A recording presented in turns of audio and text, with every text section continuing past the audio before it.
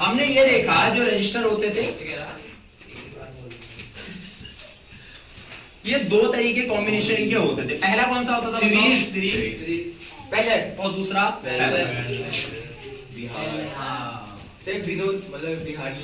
ठीक है। अब सुनना देखो, सीरीज का जो कॉम्बिनेशन था इसकी हमने बात की थी कि जो हमारे पास सीरीज को, देखो ध्यान से समझना आप, सीरीज जो कॉम्बिनेशन होता है इसमें क्या होता है बताओ, कैसे जुड़े रहते हैं रजिस्टर आपस में? एंड टू एंड, पहला दूसरा और तीसरा, कुछ इस तरीके से। ये चीज समझ में आ गया।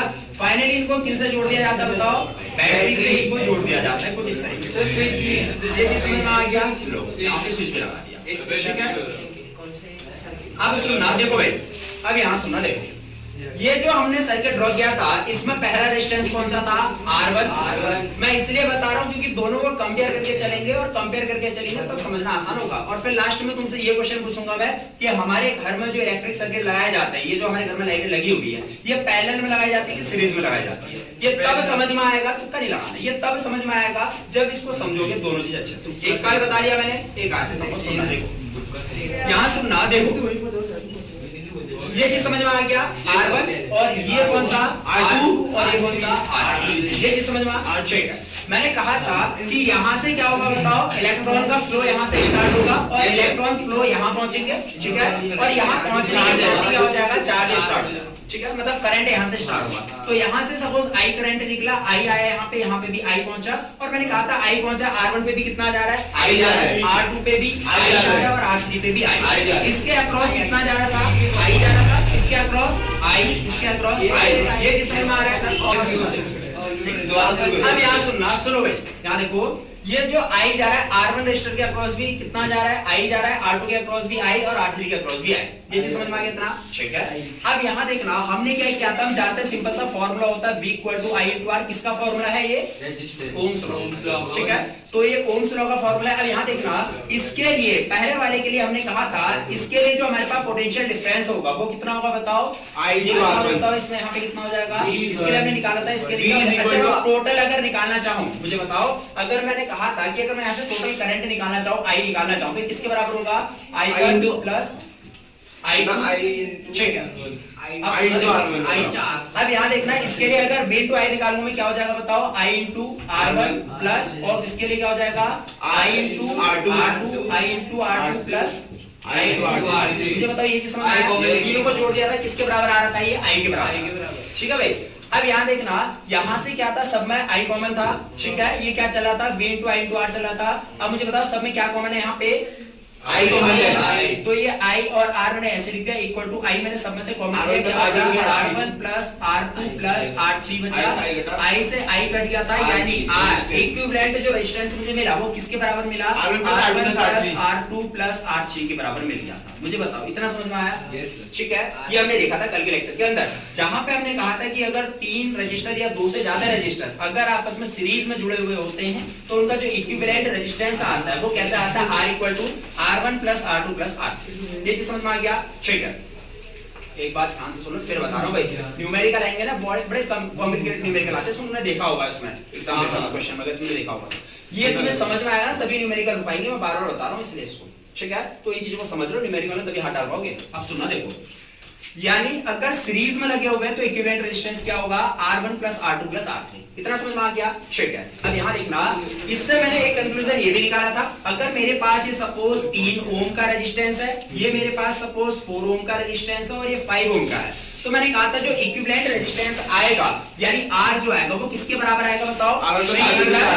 R1 plus R2 plus R3, जो किसके बराबर होगा? 3 प्लस 4 प्लस 5, यानी कितना हो गया? ये 12 होंगे। यहाँ से मैंने एक कंक्लूजन तुम्हें ये बताया था कि मैंने कहा था जो हमारे पास सीरीज कॉम्बिनेशन में, ध्यान से सुनना, सीरीज कॉम्बिनेशन में जो हमारे पास इक्विवेलेंट रेजिस्टेंस होता है ये किसके बराबर होता है बताओ? इन सब से बड़ा होता है। ये चीज समझ में आया? मैंने क्या कहा? इन सब से, यानी जितने भी रेजिस्टेंस हमारे पास है R1 R2 R3, इन सब से क्या आता है? ज्यादा आता है। ये चीज क्लियर हो गया, ठीक है। ये तो हमने देखा सीरीज की बात। अब जरा हम बात करके चलेंगे पैरेलल की बात, ठीक हो गया।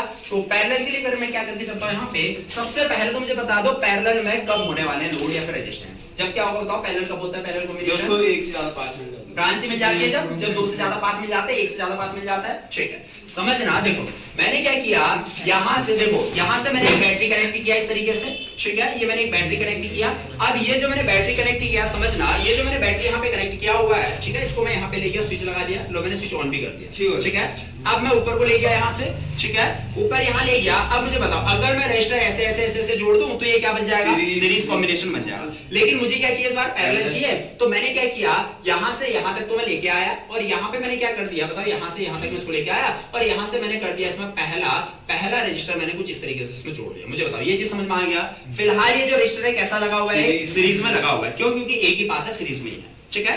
अब कॉम्बिनेशन मुझे करना है, मतलब पैरेलल में करना है, तो इसके लिए मैंने यहां से एक रजिस्टर और लिया, इसके पैरेलल में यहां पे जोड़ दिया। मुझे बताओ ये चीज समझ में मैंने क्या कहा, ठीक है। अभी करेक्ट नहीं कर रखा मैंने। तीसरा मैंने लिया यहां से कुछ इस तरीके से, मैंने इसको यहां पे ज्वाइन कर दिया, ठीक है। ध्यान से सुनना, इन तीनों रजिस्टर का मैंने एक कॉमन पॉइंट बनाया, जिसको मैंने यहां पे इस तरीके से यहां पे जोड़ दिया। इस पॉइंट मैंने इसे यहां पे कोड ए बोल दिया। मुझे बताओ ये चीज समझ में आया। इन सबका मैंने क्या किया, एक कॉमन पॉइंट बनाया ए पे। इन सबका भी मैंने एक कॉमन पॉइंट बनाया, जो बनाया मैंने कहां, बी पे बना दिया। मुझे बताओ ये चीज समझ में आया भाई। ये रेजिस्टेंस क्या हो जाएगा, R1, ये क्या हो जाएगा R2, ये क्या हो जाएगा बताओ R3। मुझे बताओ ये चीज समझ में आ गया। चेक, अब सुनना, देखो अब ये जो हमारे पास पॉइंट ए है, देखो यहां से क्या होगा बताओ, एक चीज बताता हूं, सुनना।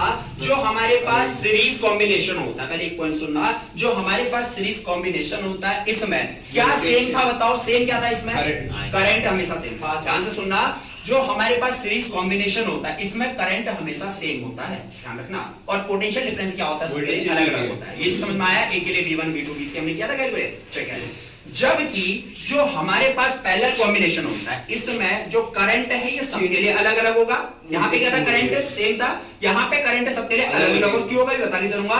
और लेकिन जो पोटेंशियल डिफरेंस होगा इस बार वो सेम होगा, मतलब इसका अपोजिट। इसमें क्या था बताओ, इसमें दो चीज हमने देखा था। जो पोटेंशियल डिफरेंस था वो क्या था, डिफरेंट था। क्या था बताओ, डिफरेंट था।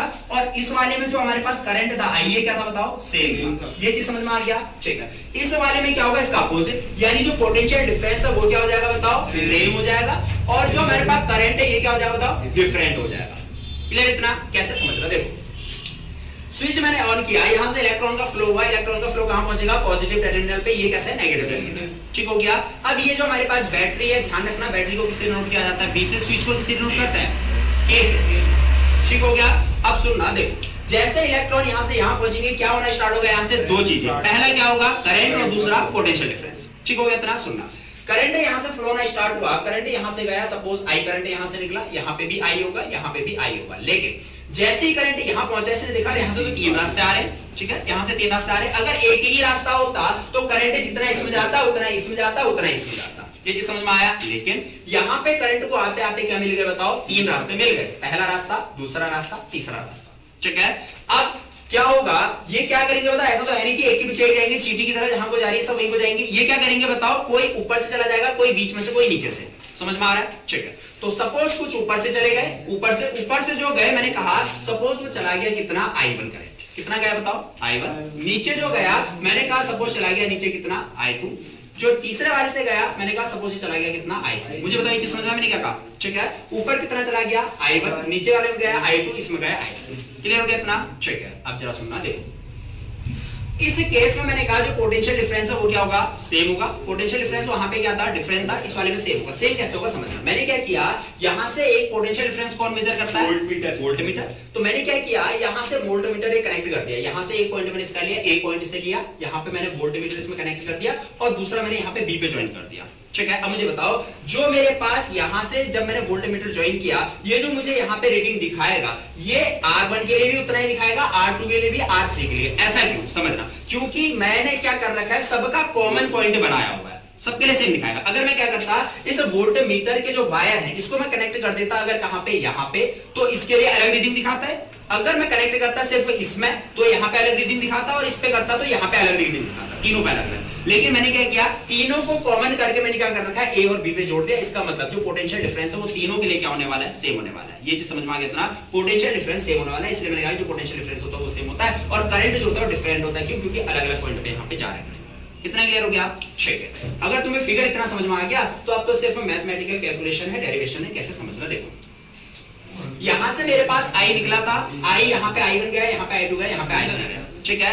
अब यहां से देखना जो हमारे पास पोटेंशियल डिफरेंस गया, यहां से कितना था पोटेंशियल डिफरेंस, कितना आया होगा, यहां से V आया होगा, ये कितना होगा V होगा, और यहां पे कितना गया बताओ, ये हमारे पास I1 I2 इस तरीके से गया, फाइनली हमें कितना मिला, यहाँ पे V मिला। ये चीज समझ में आ गया, ठीक है। सबसे पहले बताने चाहता हूं, देखो एक चीज समझना, जो हमने जब सीरीज कॉम्बिनेशन किया था, सीरीज कॉम्बिनेशन में हमने क्या किया था, रिजल्टेंट क्या है हमारे पास, R equal to R1 plus R2 plus R3, ठीक है। तो इसका मतलब जब हम कॉम्बिनेशन करेंगे पैरेलल का, तो यहाँ पे जो हमें रिजल्ट मिलने वाला है वो मिलने वाला है 1 upon R equal to 1 upon R1 plus 1 upon R2 plus 1 upon R3। ये हमें प्रूव करना है कि पैरेलल में अगर रेजिस्टेंस जुड़े हुए हैं तो उनका इक्विवेलेंट रेजिस्टेंस इतना होता है। ये चीज समझ में आ गया, उनका इक्विवेलेंट रेजिस्टेंस कितना होता है, इतना होता है, ठीक है। अब सुनना, देखो यहां से क्या हुआ, मेरे पास क्या आ गया बताओ, V यहां से ऊपर चला, ठीक है। अगर मैं तुमसे पूछूंगा हमारे पास ओम्स लॉ क्या होता है बताओ, V इक्वल टू क्या होता है, I इनटू R होता है। ये चीज समझ में आ गया, V इक्वल टू क्या होता है, I इनटू R, ठीक है। अगर मैं तुमसे पूछूंगा यहां से मुझे इसका वैल्यू बता दो, किसका, I का वैल्यू बता दो, I का वैल्यू, तो I इक्वल टू क्या होने वाला है बताओ, V अपॉन R होने वाला है। ये चीज समझ में आया, I का वैल्यू कितना होने वाला है, V अपॉन R होने वाला है, ठीक हो गया इतना। सुनना, देखो ये मेरे पास I का वैल्यू है, मैं क्या करूंगा, हर एक रेजिस्टेंस पे I का वैल्यू निकाल के चलूंगा। समझ में मैंने क्या कहा, हर एक रेजिस्टेंस पे I का, I मतलब करंट, करंट का वैल्यू निकाल के चलूंगा। पहले R1 के अक्रॉस, दूसरा R2 के अक्रॉस, तीसरा R3 के अक्रॉस, ठीक है। अगर मैं तुमसे बोलूं R1 रेजिस्टेंस के अक्रॉस मेरे पास बता दो मुझे क्या होने वाला है I का वैल्यू, तो क्या होगा बताओ, इसमें क्या होगा, I1 इक्वल टू कितना होने वाला है बताओ, V अपॉन कितना होने वाला है, R1 होने वाला है। मुझे बताओ ये समझ में मैंने क्या कहा, ध्यान से समझना, ठीक है। क्या होता है I1 जो मेरे पास R1 रेजिस्टेंस है, इसके अक्रॉस I1 का वैल्यू कितना होने वाला है, V अपॉन R1, क्यों, क्योंकि R1 चल रहा है, I1 चल रहा है, ये, ठीक है। सिमिलरली अगर R2 रेजिस्टेंस के अक्रॉस में बात करूं तो मुझे बताओ I का वैल्यू क्या होने वाला है, I2 इक्वल टू क्या होने वाला है बताओ, V अपॉन R2 होने वाला है। ये चीज समझ में आया इतना, ठीक है। R3 के अक्रॉस में बात करूं, R3 के अक्रॉस तो क्या होने वाला है बताओ, V अपॉन R3 होने वाला है। मुझे बताओ ये चीज समझ में आई, equation number first, equation number second and equation number third, ठीक है इतना।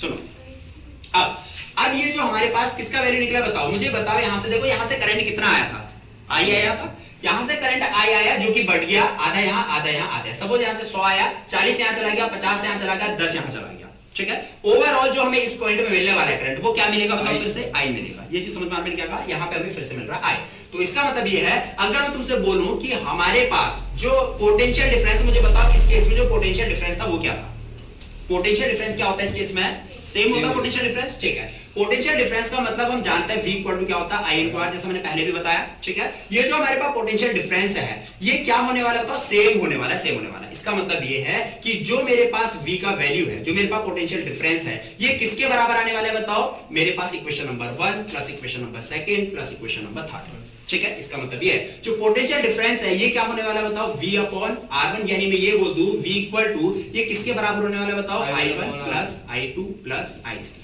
यानी equation number plus equation number second equation number third, clear इतना, ठीक है।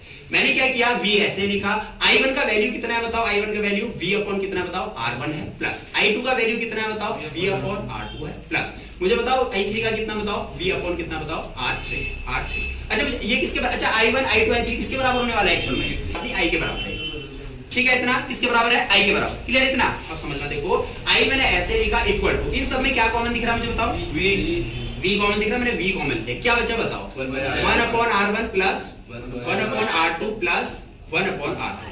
मुझे बताओ ये समझ में मैंने क्या कहा, ठीक है। तो अब यहां से देखो I मैंने ऐसे लिखा इक्वल टू, ये मेरे पास क्या बताओ V है, ये कहां आ जाएगा बताओ, नीचे आ जाएगा, या तो नीचे भेज दो इसको, ठीक है। मैंने नीचे भेज दिया, V मैंने यहां भेज दिया, इक्वल टू यहां क्या बचा बताओ, 1 upon R1 plus 1 upon R2 plus क्या बचा बताओ, 1 अपॉन R3 बचा, क्लियर हो गया इतना, ठीक है। मुझे बताओ V का वैल्यू क्या होता है, I इंटू R, ठीक है। तो I मैंने ऐसे लिखा इक्वल टू, V की जगह मैंने लिख दिया I इंटू R, ठीक है, इक्वल टू, मुझे बताओ क्या मिला, R1 plus R2 plus 1 upon R3। R से क्या हो जाएगा, I से I क्या हो जाएगा बताओ, कैंसिल आउट हो जाएगा, मुझे क्या मिल जाएगा बताओ, 1 upon R equal to 1 upon R1 plus 1 upon R2 plus 1 upon R3। मुझे बताओ ये चीज समझ में आया, और यही हमें प्रूफ करना था कि अगर हमारे पास जो रजिस्टर है ये अगर इसमें जुड़े हुए हो, पैरेलल में अगर जुड़े हुए हैं, तो हमेशा जो रेजिस्टेंस आएगा इक्विवेलेंट रेजिस्टेंस, वो क्या आएगा, 1 upon R equal to 1 upon R1 plus 1 upon R2 plus 1 upon R3, clear हुआ इतना। तो यहाँ पे डेरिवेशन कंप्लीट हो जाता है। एक बार ध्यान से समझना, फिर से बता देता हूं, देखना हमारे पास क्या था, इलेक्ट्रिक सर्किट था जिसमें 3 रेजिस्टर थे, पहला R1, दूसरा R2, तीसरा R3, ठीक है। तीनों कैसे जुड़े हुए हैं, ये आपस में पैरेलल में जुड़े हुए हैं, क्यों, क्योंकि अलग अलग ब्रांच हमें देखने के लिए मिल रही है। अब मैंने कहा कि यहां से जितना करंट आ रहा है उतना ही हमें क्या मिलेगा, अल्टीमेटली हमें फाइनल में मिलने वाला है। ठीक हो गया। अब यहां से सपोज आई आया, हमें कितना मिलेगा, आई मिलेगा। अगर मैंने कहा यहां से आई करंट आ रहा है तो यहां पे मुझे बताओ पोटेंशियल डिफरेंस क्या होने वाला है, इसमें सेम होने वाला है। क्यों? क्योंकि हमने वोल्टमीटर कुछ इस तरीके से कनेक्ट किया हुआ है कि ये हर एक के लिए सेम होगा। तो मुझे बताओ यहां से अगर मैं पोटेंशियल डिफरेंस R1 के अक्रॉस निकालूंगा तो इसके लिए पोटेंशियल डिफरेंस क्या होने वाला है, V = I * R। और R क्या है यहाँ पे बताओ, R1 है। ठीक है, I क्या है, I1 है। ठीक हो गया। तो मैंने कहा क्या हो जाएगा, यहां से बताओ जो मेरे पास पोटेंशियल डिफरेंस हो जाएगा इसके लिए वो कितना हो जाएगा बताओ, VR1 हो जाएगा। ठीक है ना, V = I1 R1 इस तरीके से हो जाएगा। ठीक है। सिमिलरली पोटेंशियल डिफरेंस क्या हो जाएगा, V = I2 R2 I3 R3 यहां पे हो जाएगा। ठीक है। अब मैंने क्या करना है, सब में से I का वैल्यू निकालना है। तो मैंने कहा जो मेरे पास R1 के अक्रॉस I का वैल्यू है वो कितना हो जाएगा, I1 = कितना हो जाएगा बताओ, V/R। समझ में आ रहा है इतना। Similarly V/I2 V/R। ठीक। अब पोटेंशियल डिफरेंस सेम था, मैंने कहा यहां से I करंट आ रहा है, इसमें I1 जा रहा है, इसमें I2 I3 और इन सबका सम किसके बराबर होने वाला है, I के बराबर होने वाला है। मैंने वही कहा कि मैंने कहा जो I मेरे पास है ये किसके बराबर होगा, I1 + I2 + I3 के बराबर हो जाएगा। ठीक। I की जगह मैंने I रहने दिया, इस I1 की जगह मैंने वैल्यू निकाला हुआ था V/R1 पुट कर दिया, I2 की जगह V/R2 पुट कर दिया, I3 की जगह V/R3 पुट कर दिया। ठीक है। तीनों में V कॉमन था। ठीक है, मैंने V कॉमन ले लिया, I = V कॉमन ले लिया, क्या बचा अंदर 1 + R1/R1 + R2 + R3। ठीक। फिर क्या किया मैंने, इस V को यहां से यहां भेज दिया, नीचे आ जाएगा, मल्टीप्लाई में था डिवाइड में आ जाएगा, I/V हो जाएगा, R1 + R2 + R3 यहां पे ये बच जाएगा 1/। ठीक हो गया। अब यहां पे देखना V की जगह क्या पुट करते हैं, I * R पुट करते हैं। मैंने I * R पुट कर दिया तो I से I कट गया, यहां क्या बचा 1/R1 + 1/R2 + 1/R3। जैसे ही I से I कटा क्या बच गया, यहां पे 1/R1 = 1/R1 + 1/R2 = 1/R3 यहां पे हमारे पास बचा। ठीक हो गया। तो इस तरीके से हमारे पास क्या हो जाएगा, जो पैरेलल वाला है उसका डेरिवेशन यहां पे कंप्लीट हो जाएगा। ठीक हो गया इतना। ठीक है, पहले इतना उतारो।